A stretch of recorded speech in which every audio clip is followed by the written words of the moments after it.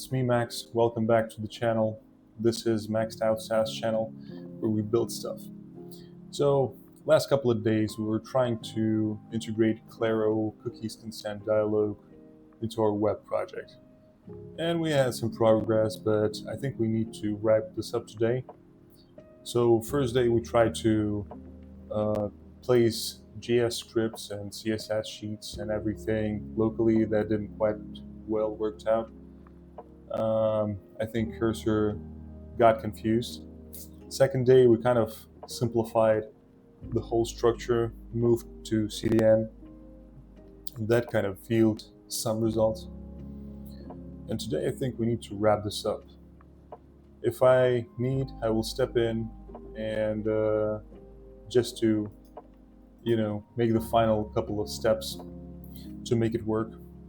We'll not rely fully on cursor this time. And yeah, so this is the guideline we followed so far. A little piece of documentation here in the npm registry. Yeah, so let's look at what we have currently in the change list, as we usually do. So okay, so this one is totally new, right? The Claro config. I think this is made according to the annotated example config that we found in Claro official documentation.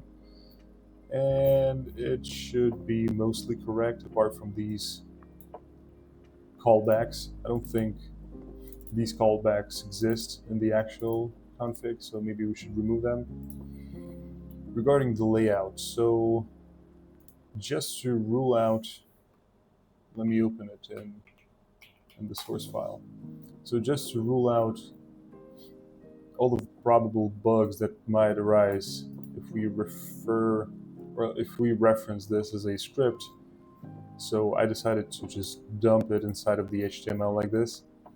I'm not sure if it actually fixed anything, but at least we can again subtract some of the probabilities when it comes to referencing scripts from HTML, if there are any. So I'm just trying to make this stuff work, at least the base scenario, right? And then everything else should follow. So we have a config, we have a layout, and then we reference the actual Claro style sheets and script from the CDN. So this is not our CDN, obviously, right? This is placed on this domain. And we also fixed version. We're not using the latest version for an obvious reason. Now maybe let's open the previous chat that we had 24 hours ago. I think this one was the latest. Got my coffee ready.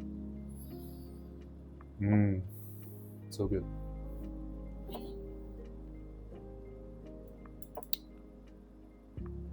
Okay, let's see. So the last thing I asked of it is, yeah, exactly. So it claimed that there was a problem with loading the scripts, right? So maybe Claro config, or the config that we embedded into the HTML, loaded after the Claro script, which it shouldn't have.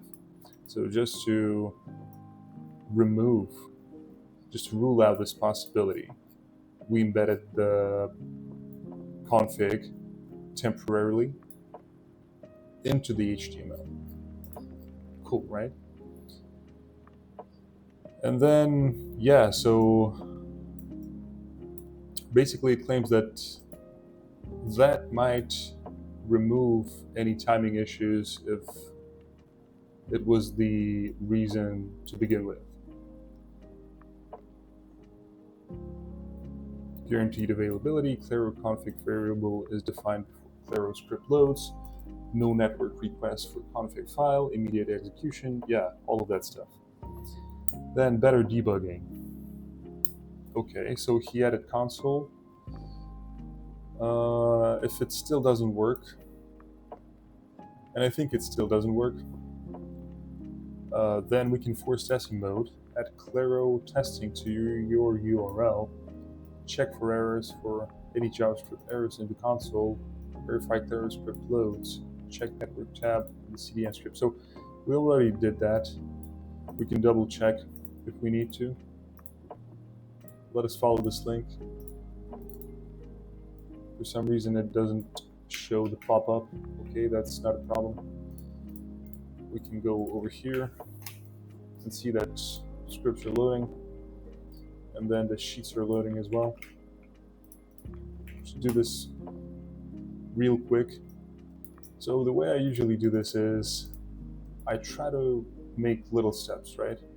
Maybe this is not the fastest way of developing software, but what I found out works for me is whenever you're getting stuck, fall back to the little steps procedure. What I mean by that is that try to implement code, try to add code in the most little possible chunks, okay? So that you know where the error or where the bug actually originates from. And that's exactly what we're trying to do right now. I'm trying to simplify everything as much as possible, right? For those of you who are experienced and who did this stuff with Claro, maybe I'm coming off as a dummy, but bear with me. This is how you usually do this. And yeah, this is just like one of the realities of developing software. You have to take it slow sometimes, right? Especially if you're on uncharted grounds and you're dealing with libraries and frameworks you had no experience with, you gotta go slow. Okay, so let's start our application and just look what's the output. And then the next thing I want to try is I want to try this. Where was this line? I think I scrolled past it. Huh?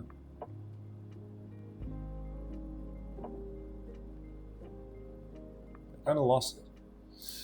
There was Claro testing. Okay, here it is.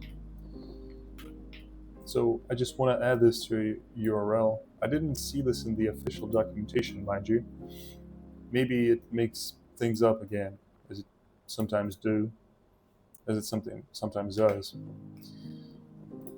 And then we go to localhost, and then let's see. So I don't see any consent dialog. Do you?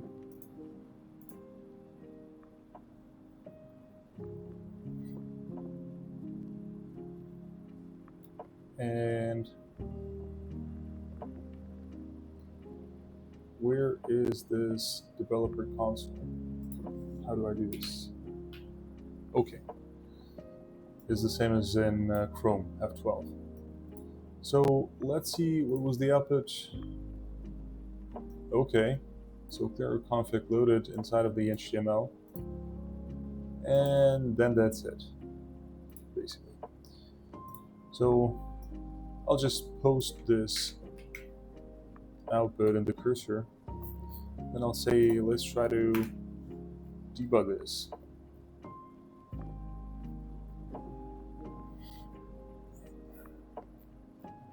Man, I lost it again. Okay, Claro testing.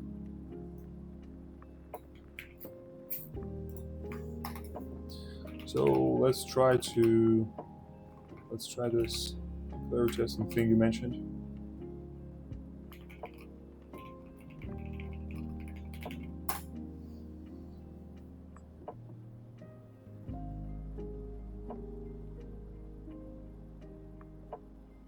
Let's see what it has to say.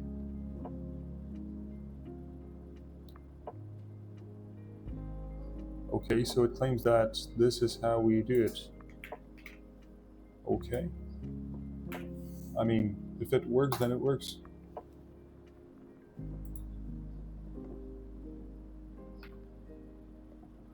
Oh. Wait, what? How did it magically appear? What? What the hell is going on? Like, this is not how it's supposed to be? Let's try to remove this. No.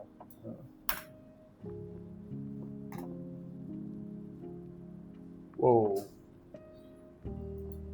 So, that's pretty cool, but that is not what I expected to see. So basically, whenever we enter this testing mode, we can see the dialog, we can see all of the outputs, and even if it doesn't go away though, but that's okay. And if we go to memory, no, storage I mean, if we go to cookies, but there's nothing is getting recorded though, but maybe it's because of the testing mode.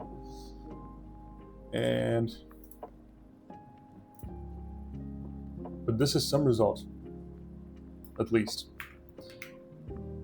So let's feed it back, explain our observations, and maybe let's finish reading this response first. Maybe there is an explanation.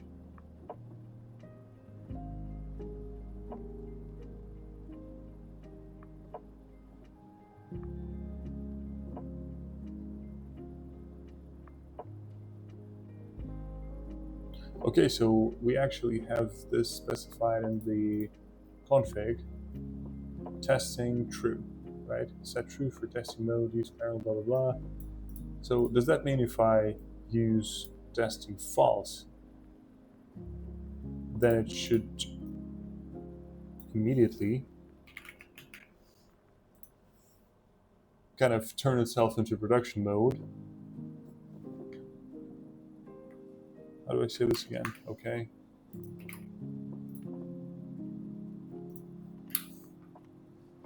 Let's remove this. Okay. For God's sake. So that's what was the problem all along. So I just had to remove this testing true flag. It kind of makes sense, right? Let's just double check. Storage. Yeah, no. False, true. Let's just extend it a little bit. So these are not Claro cookies. What if I console initialize here? Okay, I think I know what's happening. Local storage. Better debugging. No. I want to use cookies because I might need the result of this process on the API side or on the backend side, so that I can collect data and run analytics on my backend systems as well.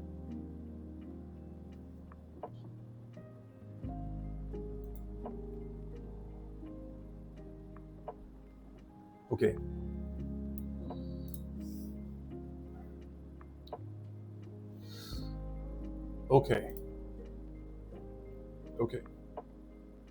So this kind of worked. Storage, local storage. Okay, here it is, Claro, right?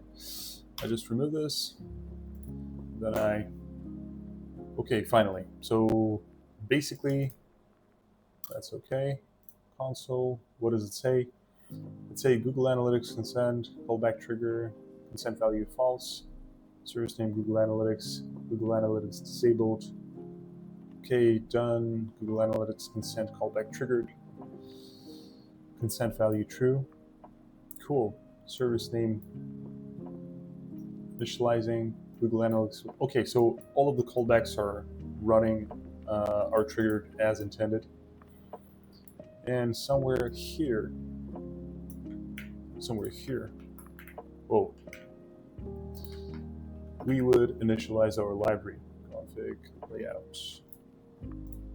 Okay, and I think we can fall back to referencing this Claro config. First thing, debug true. We have this testing true, testing true. Okay. No, this has to be false. This has to be false. Claro local storage. Let's go to official documentation. I think I saw annotated. And no.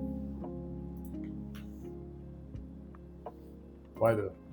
Can I search the page? Okay, it's not here. Textual consent. What about here? Not here as well. I'm just searching for annotated.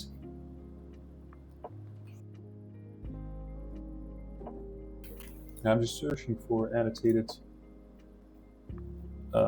example. Okay, here it is. And I want to see testing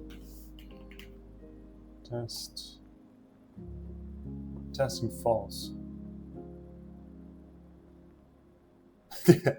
That's kind of funny, right? The first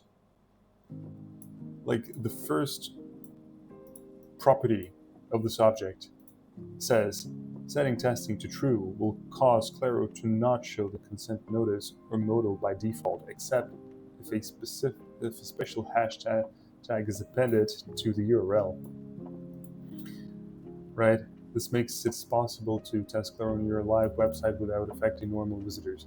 I mean, it makes sense, but it's just funny that I kind of relied on Cursor for this, and he should have spotted this, right? It's not like hidden somewhere deep inside of the sources, and it just completely blew it. And I just had to go through these descriptions.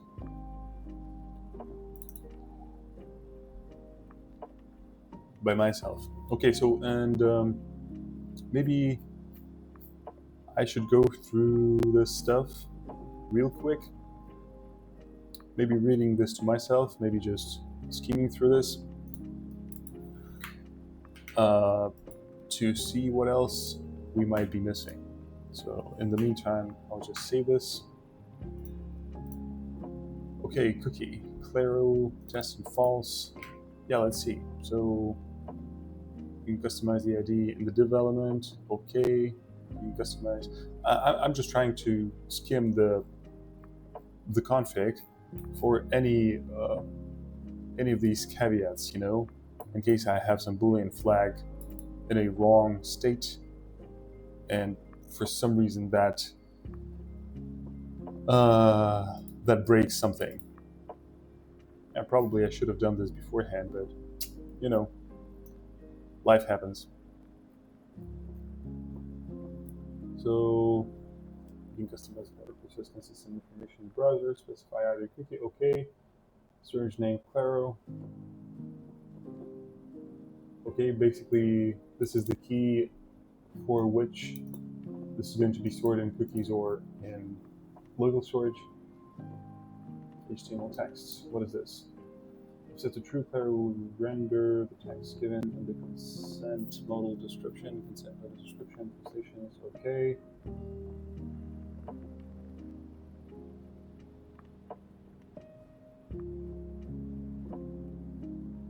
Cookie domain. Okay. What's the value for us? Cookie domain. Cookie domain. It's not there. Cookie domain. Well, obviously,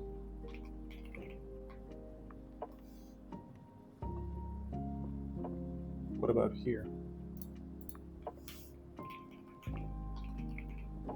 I think it uses some default value, like local storage, right? Or the actual domain, voice over AI.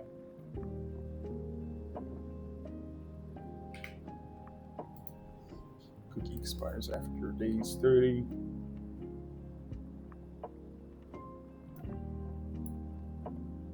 Okay, this can probably be there. Let's see. 365. Sheesh. That's probably too long. But then, hey, why do we need to bug user asking them all the time, right? Oh, can you give consent? Can you give consent? Can you give consent? Like, if they want to recall it, revoke the consent, we can just add a link, and that's fine.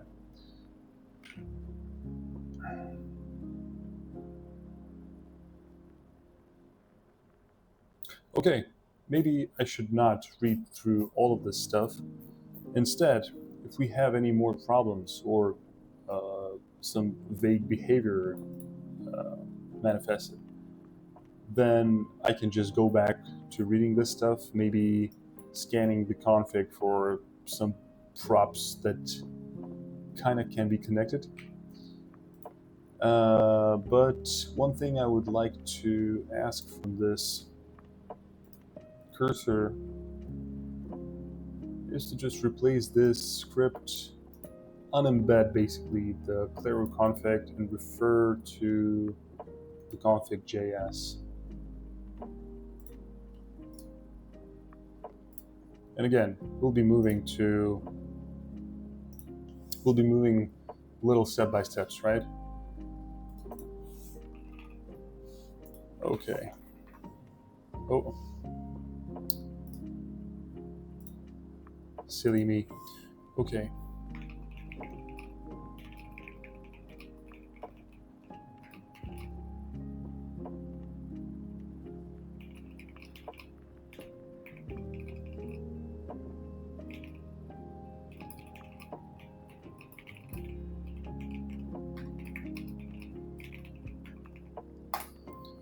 Okay, a simple task, right? Just remove the embedded config from HTML and then refer to config.js. Okay, config.js. Cool. Now,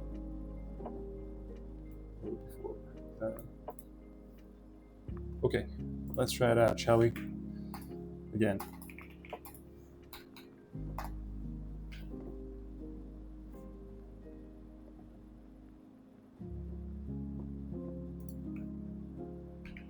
Where is this? Okay.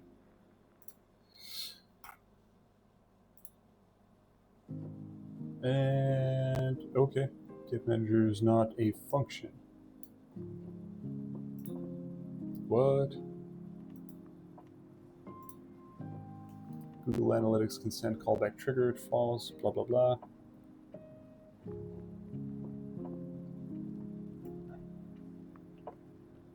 Window.claro get manager is not a function. Probably.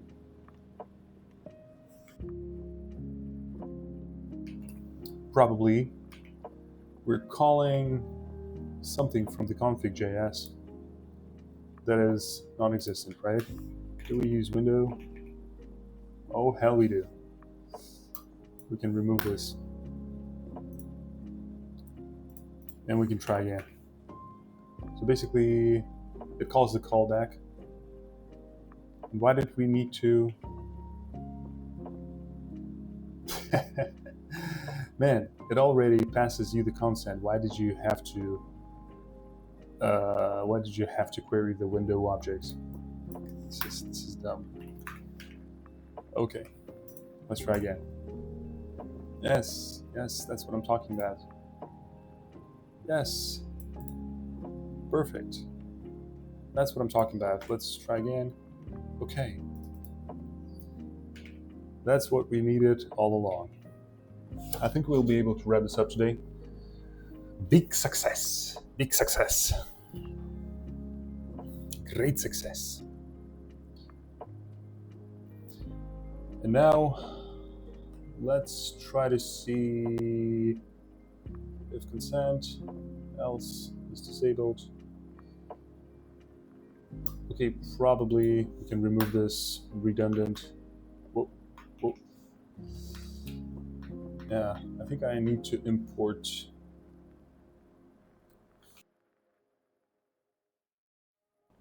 I think I need to import the hotkeys to this instance of cursor because I've set up like a streaming account on my Windows machine, and this cursor installation is fresh. So none of my usual hotkeys to move around the editor are working.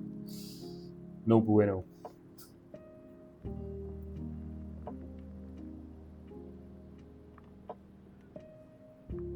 Also, I'm not sure if these are triggered. Are they? Let's see. So Claro first load console. Like on first load, I don't think it's. Again, I don't think it's over here. Yep, it's not here. We can remove this. Just not to confuse ourselves later. It's not there. Again, on consent changed. It's not there. Callback. Do we have callbacks? We have callbacks, but it's over here. Let's see which one is correct. Callback function, and it's inside of the is it inside of the services? Probably. Do we have any other callbacks? Yeah, we do. So you can put it inside of the callback. Oh, okay. We can just read the comments. You can define an optional callback function that will be called each time the consent state for any given service changes. The consent value will be passed as the first parameter to the function. True consented. The service config will be passed as the second parameter. Okay, so either we do this and then decide which service has been consented to and the consent, right? Or, but this is the same stuff, right? The signature of callback is the same, consent and service. You can define an optional callback function that will be called. Is it the same? No. I mean, this is the same piece of text, no?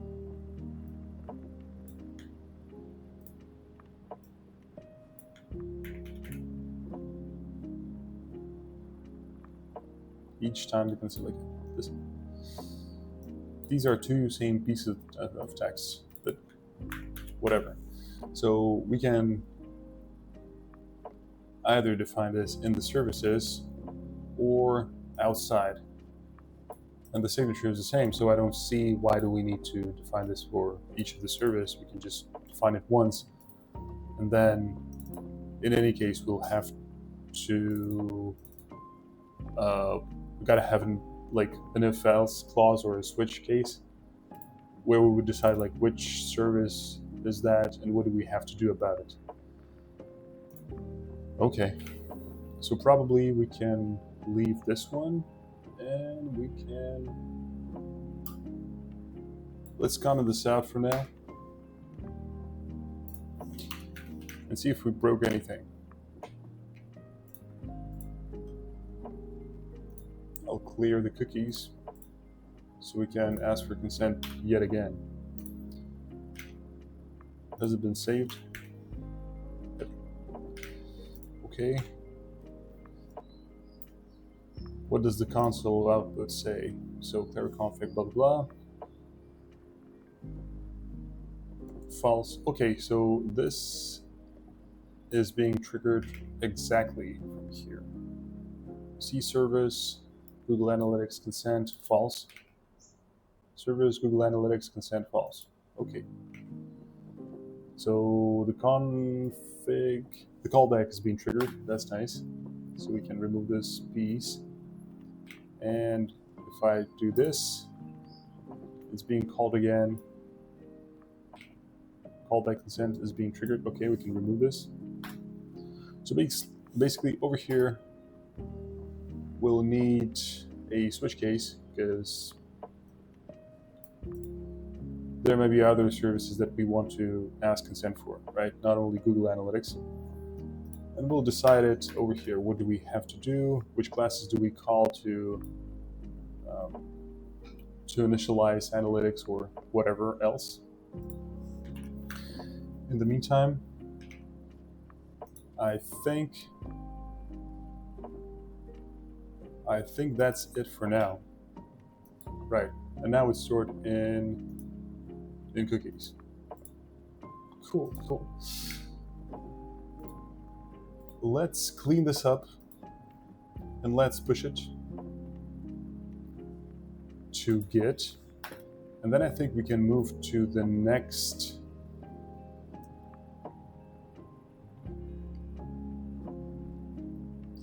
feature.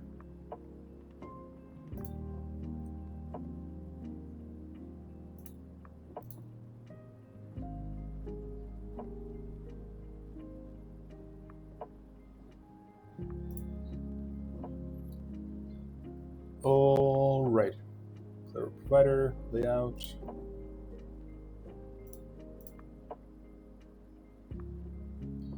I think it's fine. We can remove this stuff. We can remove that stuff. Just a bunch of scripts, right? Referenced, then a link, and then another script. And config, basically a new class. That's about it. Analytics, we use analytics to understand how visitors interact with our website. Sure. Okay, I think it's good for now. Let's push it. And how do we call it? Like Claro cookies consent dialog.